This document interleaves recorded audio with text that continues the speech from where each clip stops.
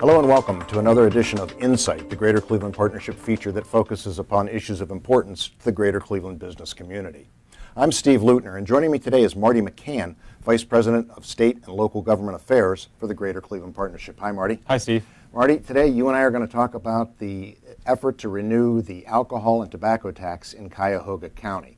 Now, the Greater Cleveland Partnership has been an early and strong supporter of this renewal, which is not a tax increase. Why is the Greater Cleveland Partnership behind it, and why are they interested in this issue? GCP sees this as a top priority issue for a number of reasons. First, we're fortunate to have these three professional sports facilities and the teams that play in them, and we're one of only 15 cities across the country that have Major League Baseball, the NFL, and the NBA playing.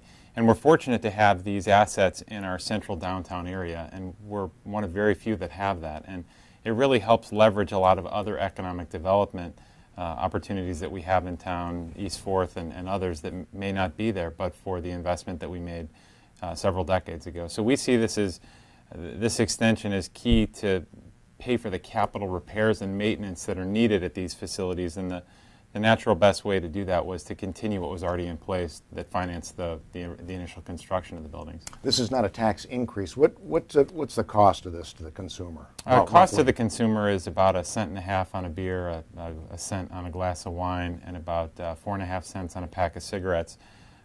So it's not as high, frankly, as other taxes on these items at the state and federal level.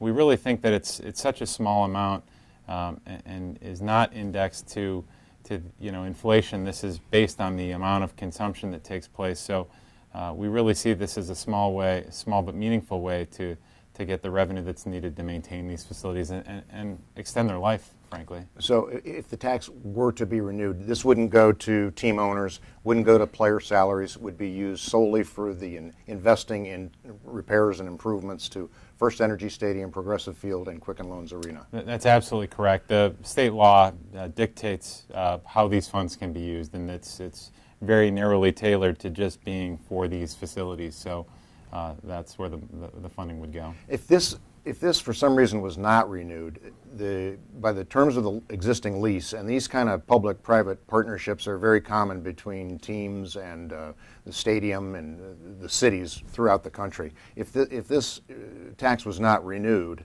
the county, Cuyahoga County, and City of Cleveland would still be on the hook to pay for these major improvements that are looming. These are public buildings. We own them as constituents, as residents of Cuyahoga County and the City of Cleveland.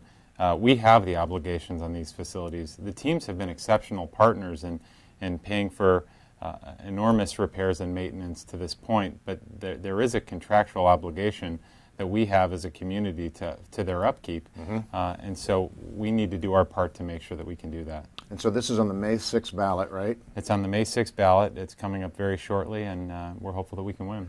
Okay, so it's not a tax increase, and it would just maintain this tax going forward to keep our major league facilities in major league condition. Correct. We need to vote yes on issue 7. Thanks, Marty. Thanks, Steve. And thanks again for watching another edition of Insight, the Greater Cleveland Partnership Show that features upon issues of importance to the Greater Cleveland business community. Thank you very much.